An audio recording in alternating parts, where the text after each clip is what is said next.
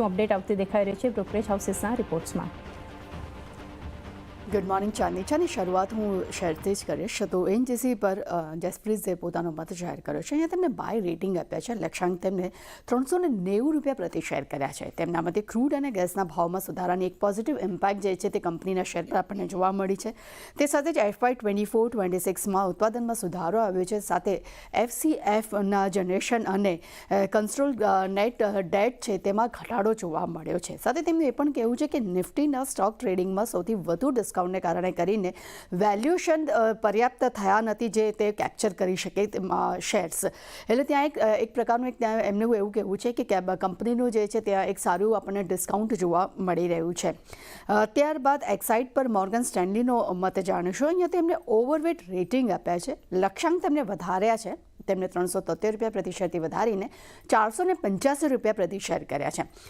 તેમના મતે કંપનીમાં શેર્સના ભાવ આગામી 10 વર્ષમાં વધુ નોંધપાત્ર રીતે વધી શકે છે. તે સાથે જ બેટરી સેલ્સના બિઝનેસમાં કંપનીનું સૌથી અગ્રણી એક સ્થાન કંપની ધરાવે છે. સાથે હુન્ડઈ અને કિયા સાથે પણ કંપનીએ કરાર જે કર્યા છે તેનું એક પોઝિટિવ ઇમ્પેક્ટ જે છે તે આવનારા સમયમાં જોવા મળી શકે છે. ત્યારબાદ ઝોમેટો પર યુબીએસનો મત જાણીશું. અહીંયા બાય રેટિંગ જોવા મળ્યા છે. લક્ષ્યાંક વધારીને તેમને 250 રૂપિયા પ્રતિ શેર કર્યા છે. તેમના મતે કોમર્સ ગ્રોથ અને માર્જિનમાં એક સુધારો આવી શકે છે. સાથે જ FY24-29માં GMV CAGR 45% રહેવાના પણ તેઓ અનુમાન રાખી રહ્યા છે.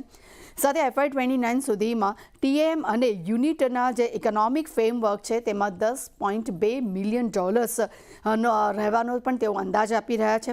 સાથે તેમનું એ પણ કહેવું છે કે FY29 સુધીમાં એબિટા માર્જિન લગભગ 9% સુધી પણ પહોંચી શકે તેવી પણ તેઓ ધારણા રાખી રહ્યા છે. ત્યારબાદ સન ફાર્મા પર HSBCનો મત જાણીશું. અહીંયા તેમને બાય રેટિંગ આપ્યા છે. લક્ષ્યાંક તેમને 1790 રૂપિયા પ્રતિ શેર કર્યા છે. તેમનું કહેવું છે કે US FDA દ્વારા કંપનીને દાદરા પ્લાન્ટ માટે તેમને OAI તેમને સ્ટેટસ જે છે તે ઇસ્યુ કરાયો છે. સાથે US જેનરિક એક્સ ગ્લેવેલિમેડીનું જે સેલ્સ જે છે તે પણ રેન્જ બાઉન્ડમાં રહેવાની પણ તેઓ અપેક્ષા રાખી રહ્યા છે. આ કારણથી અહીંયા સન ફાર્મા માટે એક બાઇંગ રેટિંગ આપણને જોવા મળી રહ્યું છે. ત્યાં સાયન્ટ DLM પર કોટકનો મત જાણીશું. અહીંયા સેલ રેટિંગ આપ્યા છે. લક્ષ્યાંક તેમને 570 રૂપિયા પ્રતિ શેર કર્યા છે.